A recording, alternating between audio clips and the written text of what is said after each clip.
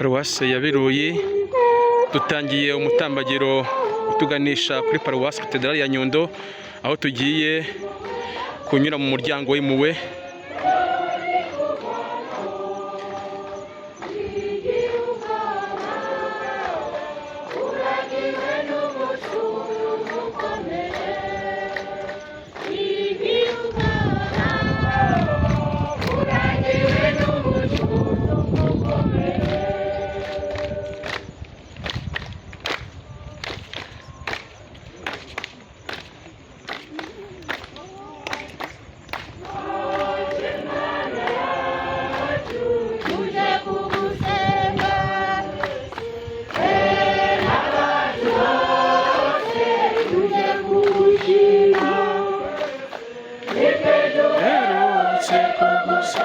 Aba ni abakristu batereye umusozi rwose bagana ingoro ntagatifu ya Nyagasani, biteguye kwakira imbabazi za Nyagasani.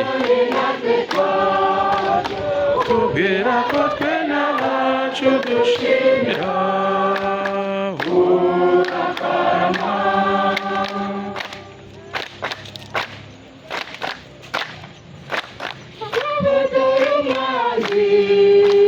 Naje kugushimira wamwumvirije kwimira, naje kugushimira kandi narazi nguma murize, nzakomeza